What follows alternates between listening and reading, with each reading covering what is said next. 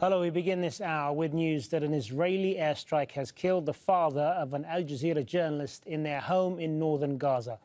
al-Sharif's father was 90 years old. Israel had issued new evacuation orders for Jabalia, but his father's age and health made leaving impossible. Al Jazeera correspondent al-Sharif says the killing of his father, as well as death threats from the Israeli army, none of it will deter him from continuing to report from Gaza.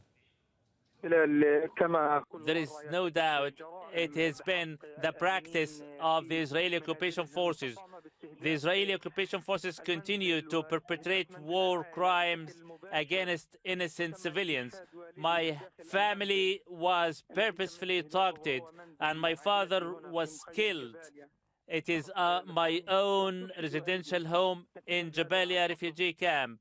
As a result, my father was killed on the spot. It was a direct strike by Israeli warplanes. It was very difficult not only to reach my dead father's body, but also it was difficult to reach my home in the first place. A few hours ago, I was in the house and I requested him to leave, but he refused. After we pulled his dead body, we were not able to reach the cemetery and we were forced to bury him in the UN-run schoolyard. And despite all the death threats I have received from the Israeli occupation forces officers, I will continue to fulfill my mission, conveying the message, conveying the picture, and also conveying the voices of my fellow Gazans. My father was killed, but this cannot deter me. This cannot deter me from fulfilling my mission. The Israeli occupation forces cannot muzzle my mouth by killing my father. And as the Sharif there talking about the death of his father. Well, let's turn now to Tariq Abu Azoum, who is lifeless in Rafah. So, Tariq, tell us more about this. And, of course, this comes amid more Israeli orders to leave the north.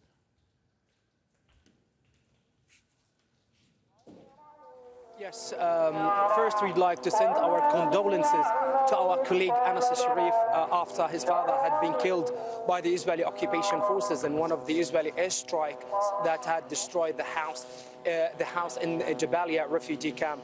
Anas and his family has been under Israeli intense bombing for more than 2 months, and his father was an old person who is unable to flee and to evacuate to different United Nations run shelters as the rest of members of Anas' family had done. The war on journalists continue, and Anas has said that he will continue reporting and he wouldn't be silent as the Israeli attempt previously had targeted a number of families of our colleagues in Al Jazeera, including Wa'il al-Tahdouh and our colleague Mu'min al-Ishrafi, who had lost the majority of his family members.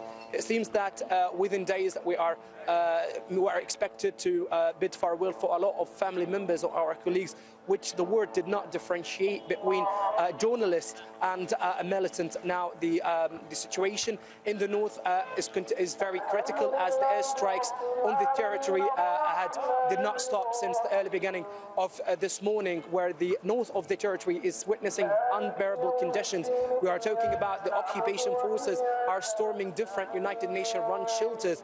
They are arresting young men and children above 15, and they are isolating women aside. They are driving the men for unknown place for investigation, as they have been stripped down to their underwear. So literally the situation there is very difficult, and those people in the north do not have any safe passage to be fleeing to the south of the territory, where bombardment as well continues there.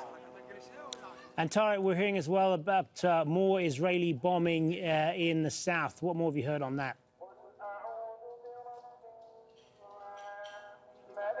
Yes, the bombing and the confrontations on the south continues, and in particular in Khan Yunis city, which is now the theater for the Israeli operations in the eastern areas, in particular where the Palestinian fighters are trying to block the entry of those troops. Now, the main concentration is in Al-Katiba neighborhood in Khan Yunis province in the south of Gaza, and the bombing has also continued in Deir al-Balah, where 10 Palestinians have been killed in an airstrike that had leveled to the ground one of the residential buildings. But the fact on the south is that with every single airstrike that hit any residential building, the casualties is very high, due to the fact that every single house in the south is hosting one of the evacuees' families, and the attacks continues despite this fact. And in Rafah district right now, at the background, you can hear the sound of the Israeli surveillance drones that do not leave the sky of Rafah district in the south. This area had been designated as safe, but the attacks on the south did not stop and continues till now. Tariq, thank you. Tariq Abu Azoum, live for us there.